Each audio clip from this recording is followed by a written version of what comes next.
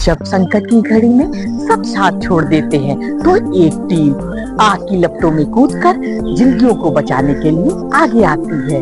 ये कहानी है उन जाबाज हीरोज की जिनकी वर्दी में आग से लड़ने का जज्बा है। मैं अंशिका मीडिया की एडिटर सलोनी तिवारी आज आपको ले चल रही हूँ उस दुनिया में जहाँ पर हर सायरन के पीछे एक बहादुरी का जज्बा और समर्पण की मिसाल है, जिसे देखकर हम कह सकते हैं फिल्म में ही हीरो नहीं, असल जिंदगी में भी हीरो होते हैं।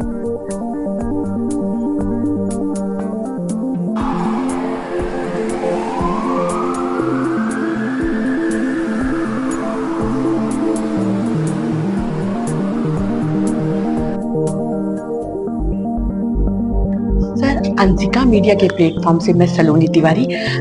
बहुत लोग नहीं जानते फायर डे क्यों मनाया जाता है, तो हम आपसे ये जानना चाहते हैं कि फायर डे क्यों मनाया जाता है। देखिए, फायर डे जो मनाया जाता है प्रतिवर्ष 14 अप्रैल को मनाया जाता है। ये मनाया जाता है 14 अप्रैल 1944 को 1944 में एक बहुत बड़ा हादसा हुआ था मुंबई शहर के अंदर। वहाँ पे विक्टोरिया डॉक मुंबई इसमें विक्टोरिया डॉक पे एक शिप था फोर्ट स्टीकर नाम का, उसमें एक बहुत मेजर फायर हुआ था और फायर के दौरान उसमें सक्सेसफुल एक्सप्लोजन्स हुए थे। उन एक्सप्लोजन्स में फायर फाइटिंग करते हुए हमारे बहादुर जवान उसमें एक्सपायर हुए थे। 66 के आसपास उसमें कैजुअलिटीज हुई थी। उन्हीं की शहादत को उनको या वीरों को याद करने के लिए इस तरह का ये मनाया जाता है और उसके श्रद्धांजलि उनको दी जाती है। उसी क्रम में पूरा सप्ताह ये अग्निशमन सुरक्षा सप्ताह के रूप में मनाया जाता है, जिसमें विभिन्न प्रकार के अग्नि सुरक्षा संबंधी कार्यक्रम, रैलियां, ये सब किया जाता है।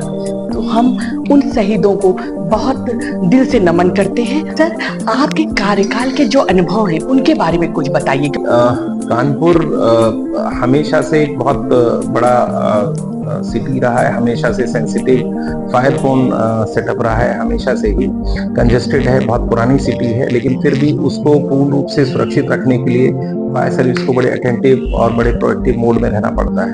तो लगभग 4 नवंबर 2022 को हमने कार्यकाल ग्रहण किया यहाँ पे। तब से लेके काफी बड़े बड़े फायर इंसिडेंट यहाँ पे हुए। बहुत अच्छे से हमारे ऑफिसर्स ने, स्टाफ ने, हमारे पूरी टीम ने बहुत अच्छा कार्य किया और बहुत लोगों की जान हमने बचाई। पूरा काफी माल की हानि होने से भी हमने बचाई। कानपुर का जहां तक एक ओवरऑल ग्लोबल अनुभव है वो इस तरह का है कि यहाँ घटना होते ही अगर रिस्पॉन्स में थोड़ा सा इशू कहीं आता है तो मेजर में कन्वर्ट हो जाता है, तो उसमें फिर बहुत ज्यादा कॉन्सिक्वेंसेस ज्यादा हो सकते हैं। तो हम लोग इस पूरे दौरान में जो हमारा पूरा एसओपीज वगैरह हमने उसी हिसाब से मेंटेन किए। अगर कहीं इंडस्ट्रियल सेटअप में, किसी होटल में, किसी हॉस्पिटल में, किसी मॉल, मल्टीप्लेक्स, इस तरह की बृहद प्रोमाइसिस में कहीं कहीं इंसिडेंट होता है तो डबल टर्न आउट का कंसेप्ट हमने रखा डीजी महोदय के निर्देशानुसार। तो उसमें काफी हद तक हम लोग कामयाब रहे और हम लोग पूरा अटेंटिव तरीके से पूरी कार्रवाई करते हैं। जैसे आपने देखा होगा कि कुछ इंसिडेंट ऐसे रहे जिसमें बहुत सारे लोग ट्रैप भी हुए हैं, तो उसमें हमारी पूरी टीम ने लेडर्स, एक्सटेंशन लेडर्स वगैरह लगा के, ब्रीदिंग एपरेटर सेट या और स्पेसिफिक टूल्स लगा के उनको बचाने का पूरा अच्छा कार्य किया। तो हम लोग कोई भी घटना हमारे लिए पूरा एक चैलेंज रहती है, तो उस चैलेंज को हम लोग, हमारी पूरी टीम अच्छे से मैनेज कर लेती है। सर, किसी बड़े अग्निकांड के बारे में बताइए और आपकी टीम को किस किस चुनौतियों का उसमें सामना करना पड़ा। देखिए, अभी तक का जो पूरे टेन्योर में एक सबसे बड़ा इंसिडेंट हुआ था 31 मार्च 2023 को इंसिडेंट हुआ था बांस मंडी के क्षेत्र में। उस इंसिडेंट का सबसे बड़ा जो दिक्कत ये रहा कि जैसे ही फायर इंसिडेंट हुआ, वहां पे जैसे ही रिपोर्ट हुआ तो आंधी, मौसम काफी गड़बड़ था, आंधी आई और मार्केट इतना सघन और इंटरकनेक्टेड होने के कारण वो इतनी तीव्रता के साथ पूरी बिल्डिंग उन्होंने अपने कब्जे में लिया, पूरा जो चारों तरफ फैल गया। लेकिन फिर भी हमारी जो टीम ने बड़े अच्छे से कार्य करके उस पूरे घटनाक्रम को, जो भी एक सिरे से जहां से शुरू हुआ था और आखिरी सिरे तक, हमने उसको मतलब कन्फाइंड किया, सीमित कर दिया। नहीं तो अगर रात में वो चीजें और ज्यादा फैलती तो उसमें बहुत बड़े संख्या में लोगों की दिक्कत हो सकती थी। तो उसमें चैलेंज सबसे बड़ा रहा, उस घटना को रोकना भी था, लोगों को बचाना भी था, है ना।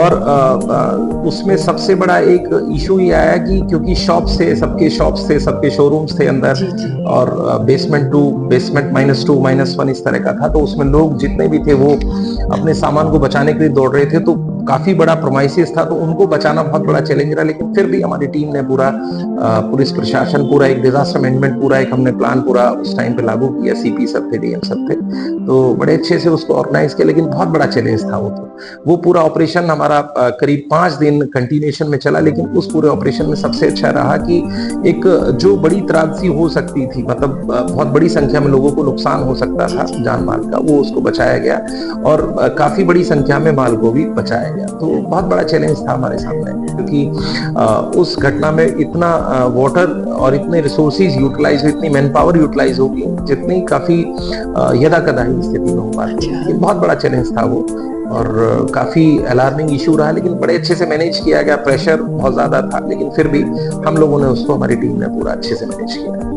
ये पर्यावरण संरक्षण में आपका क्या योगदान है? ताकि देखिए, पर्यावरण संरक्षण में सबसे बड़ा ये रहता है। बाकी देखिए, हमारा जो मेन जो थीम रहता है वी सर्व टू सेव, हमारा अग्निशमन कार्य, जीव रक्षा कार्य, ये किसी भी आपातकालीन स्थिति के लिए हमारा कार्य किया जाता है।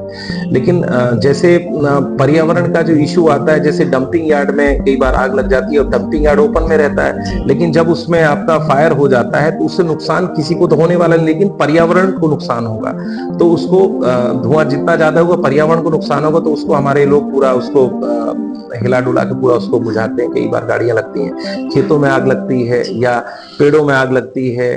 तो कई बार, जैसे आपको याद होगा, एक बार एनसीआर पूरे पोर्शन में जो धूल की स्थिति को सप्रेस करने के लिए भी फायर सर्विस का निर्देश दिए गए थे माननीय मुख्यमंत्री द्वारा। तो वो मुख्यमंत्री जी के आदेश पर वो भी किया गया। तो पर्यावरण में पूरा सहयोग हम करते हैं। दूसरी चीज, जितने हमारे पास फायर फाइटिंग की मीडिया रहते हैं, इक्विपमेंट जितने रहते हैं, जैसे हमारा फॉर्म यूज करते हैं डीसीपी, तो सब इको फ्रेंडली रहता है। तो पर्यावरण को कोई इससे ज्यादा क्षति होने की संभावना नहीं रहती। स्कूल, अस्पताल, शॉपिंग मॉल ऐसी जगह होती है जहाँ लोगों की तादाद ज्यादा होती है, तो अगर वहां पर आग लगती है तो क्या होता है? देखिए, हम जैसे मैंने आपको बताया कि जो जन जागरूकता अभियान है उस पीरियड में तो चलता है, लेकिन हम लोग एक हर फायर स्टेशन के अंतर्गत जितने भी इस तरह की प्रोमाइसिस रहती है, उन समय समय पर जन जागरूकता अभियान चलाते हैं, मॉक ड्रिल्स वगैरह हम लोग करते रहते हैं। जहां तक बात किसी घटना की, किसी भी जगह अगर घटना रह जाती है, किसी भी जगह का, जैसे हमें कॉल मिलता है 112 पे मिलता है, या हमारा जो मुख्यालय अग्निशमन आपात सेवा जनपद कानपुर नगर का जो मेन कंट्रोल रूम है 9454418396, या जो हमारा रेलेवेंट जो भी फायर स्टेशन है, जो 10 फायर स्टेशन से कोई सा वहां भी कंट्रोल रूम संचालित रहते हैं, जहां भी हमें सूचना मिलती है तो हम त्वरितता से घटना स्थल के लिए निकल जाते हैं। कार्यालय और ये शॉपिंग मॉल, अस्पताल, स्कूल में क्या क्या उपकरण होने चाहिए जिससे ये अप्रिय घटनाएं कम हो या जल्दी उन पे कंट्रोल किया जा सके? देखिए, जितने भी इस प्रतिष्ठान हैं, चाहे वो अपना रेजिडेंशियल सोसाइटीज हैं, चाहे स्कूल्स हैं, चाहे इंडस्ट्रीज हैं, हॉस्पिटल्स हैं, होटल्स हैं, मल्टीप्लेक्सेस हैं, सबके मानक निर्धारित हैं। सब में एनबीसी मानकों के तहत जो भी व्यवस्थाएं उसमें प्राविधानित है, वो सब करना चाहिए लोगों को। तो इसमें सपोज जैसे हम एग्जांपल लेते हैं कि स्कूल का हम एग्जांपल लेते हैं, अगर स्कूल किसी का कोई एजुकेशनल बिल्डिंग है, एनबीसी के हिसाब से किसी को संचालन वो करता है, उसकी कैटेगरी उसमें आती है, तो फायर फाइटिंग व्यवस्था उसमें होना चाहिए। फायर फाइटिंग व्यवस्था लगाना ही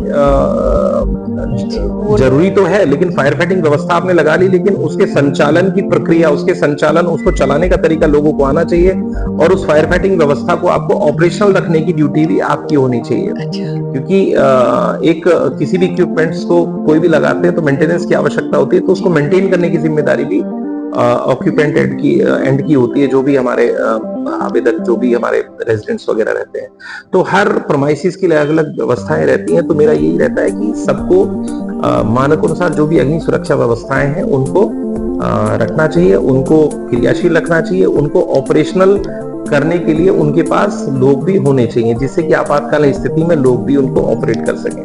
सर, इस समय आपके पास कौन कौन से नवीन उपकरण हैं जिससे आपकी टीम आपको मदद मिलती है? देखिए जो हमारा कानपुर नगर में ट्रेडिशनल जो हमारे पास गाड़ियां हैं वो लगभग सभी हमारे पास फायर टेंडर्स हैं, जो नॉर्मल वाटर टेंडर्स रहते हैं, फॉर्म टेंडर्स रहते हैं हमारे पास, वो हमारे पास है। हाइड्रोलिक प्लेटफॉर्म हमारे पास है, और जो भी पोर्टेबल इक्विपमेंट है वो हमारे पास ट्रेडिशनल इक्विपमेंट्स बहुत बड़ी संख्या में है। अभी करीब 4-6 महीने के अंदर हमारे पास काफी ज्यादा विशेष उपकरण, स्पेशलाइज टूल्स हमारे पास आए हैं। जैसे जो हमारा एक फायर फाइटिंग रोबोट हमारे पास आया है, जो डेमोन्स्ट्रेशन में आपको उस दिन दिखाया है। AWT आर्टिकुलेटिंग वाटर टावर हमारे पास है, डिजास्टर वैन हमारे पास आई है, और FRQV fire quick response vehicles हमारे पास हैं, पोर्टेबल और भी लेटेस्ट व्हीकल्स, कैमरा हमारे पास, मतलब काफी हद तक हमारे पास विशेष उपकरण बहुत ज्यादा बड़ी संख्या में हमारे पास अभी मिले हैं।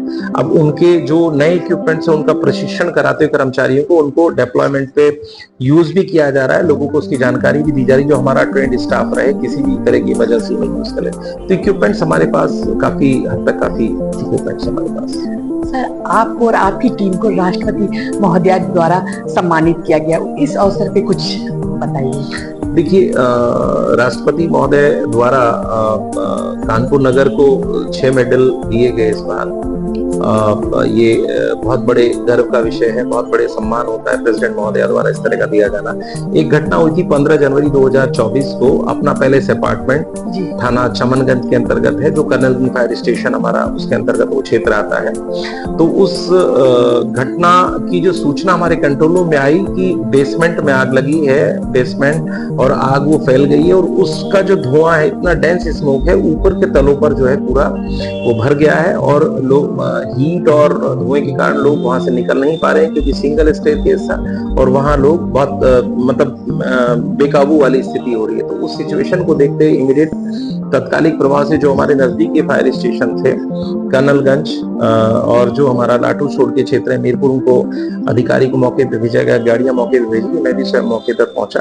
तो वहां पे देखा गया तो तीसरे और चौथी मंजिल पर काफी लोग उसमें, जिसमें बच्चे भी थे, बुजुर्ग भी थे, महिलाएं भी थी, बूढ़े व्यक्ति भी थे, तो वो फंसे हुए थे। तो उनको फायर फाइटिंग करने के साथ साथ धुआं और ताप से बचते उनको निकालना सबसे बड़ी चुनौती था। लेकिन जो वहां का जीना था बहुत सकरा था, तो उस सकरे जीने होने के नाते बहुत दिक्कत आई। लेकिन फिर भी हम लोगों ने लास्ट में एक टेक्निक ऐसी बनाई कि जो हमारी पोर्टेबल लैडर्स होती हैं व्हीकल्स पे, उन पोर्टेबल लैडर्स को हमने ऊपर तक एक्सटेंड किया यथासंभव जहां तक गई, और वहां उनको अच्छी तरह टाई कर एक एक व्यक्ति को, हमारे लड़के, हमारी टीम, पूरा ऑफिसर स्टाफ, एक एक व्यक्ति को, जो कहा करीब 35 लोग, 30 से 35 लोग करीब ऊपर फंसे हुए थे, उनको, कुछ जो बिल्कुल बीमार थे या जो ऐसा है कि उनको अपनी पीठ पर लाद कर भी हमारे लड़के वहां से लेके आए। एक बहुत बड़ा टास्क था। अगर ऑपरेशन में और दिक्कत रहती, नहीं टाइम पे इस तरह का टेक्निक हम बना पाते, नहीं इस तरह का हम कर पाते, तो बहुत बड़ी संख्या में वहां पर कैजुअल्टी, मास कैजुअल्टी होती।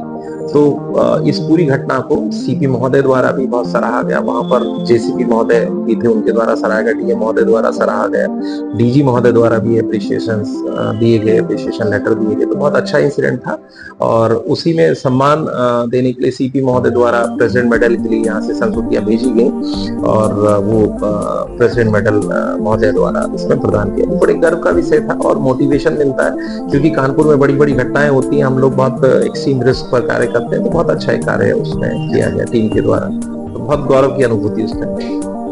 सर, अंशिका मीडिया के प्लेटफॉर्म से आप एक जन जागरूकता का मैसेज हम देखिए, हम जन जागरूकता कार्यक्रम निरंतर रूप से पूरे कानपुर में चलाते रहते हैं, लेकिन फिर भी मैं ये कहना चाहूंगा एक आम जन को कि किसी भी घटना कहीं भी हो सकती है, तो उसमें पहली बात तो पैनिक ना करें, आप अपना संयम बनाए रखें, जो आपके पास संसाधन है उन संसाधनों का इस्तेमाल करके आग बुझाने का प्रयास करें, अपने लोगों को उस प्रोमाइसिस से बाहर निकालें, और मीनवाइल ही आप फायर सर्विसेज या जो भी हमारे इमरजेंसी नंबर्स उन पर कॉल करें, और जिससे कि इमरजेंसी टीम्स वहां पर पहुंचकर कार्य कर सकें। एक सबसे बड़ा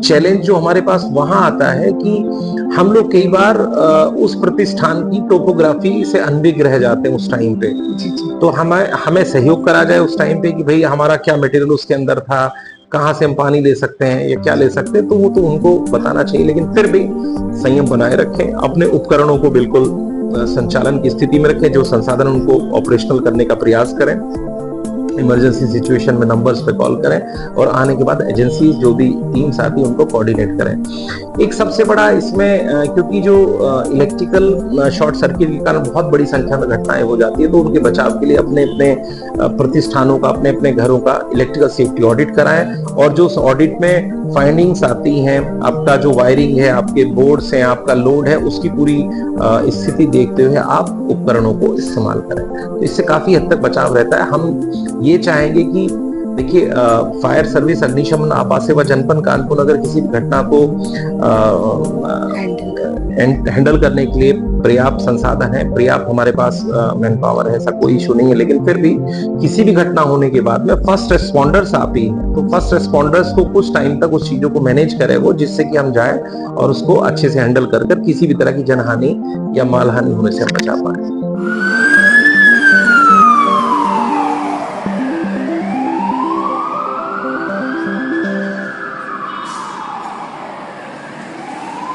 सर, कंट्रोल रूम में जब भी कोई कॉल्स आती है तो कॉल्स रिसीव करने के साथ साथ आप जो फायर ब्रिगेड की टीम भेजते हैं उसकी क्या प्रक्रिया रहती है?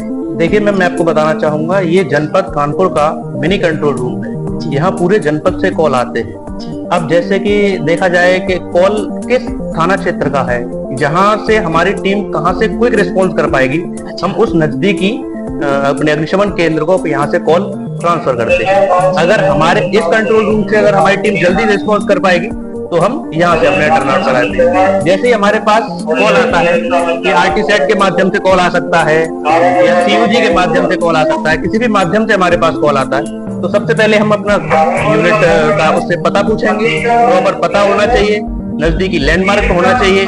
उसके साथ ही हम यहाँ से सायरन बजा के और अपनी team with in a minute हमारे यहाँ से टीम रवाना हो जाती है।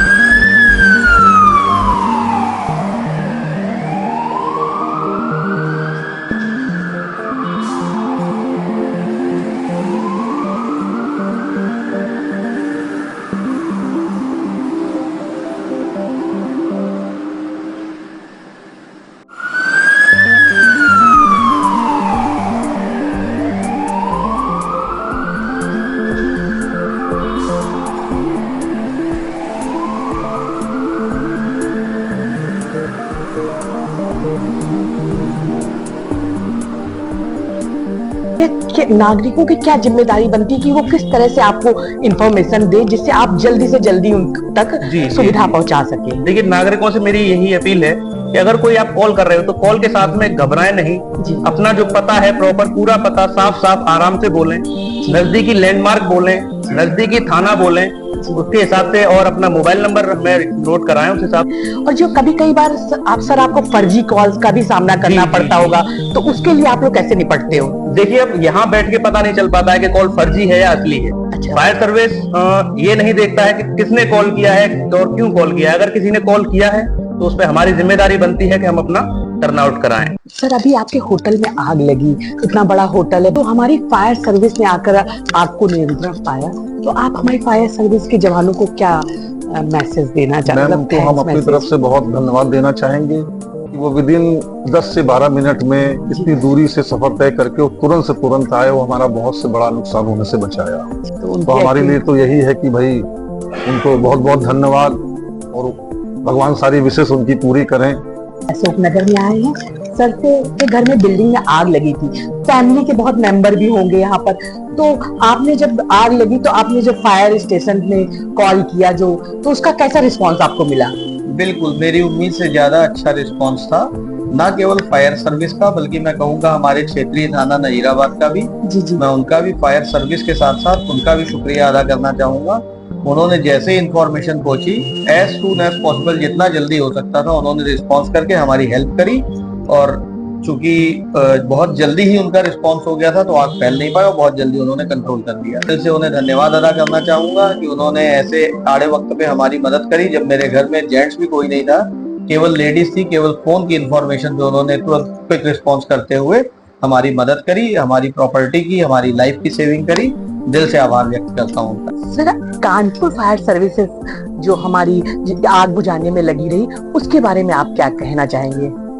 देखिए, कानपुर फायर सर्विसेज के बारे में हम आपके सामने अभी क्या कहें। हम लोग जब आग लगी हुई थी तो हम लोग के मुख्यमंत्री जी ने 4 तारीख को वहां बुलाया था।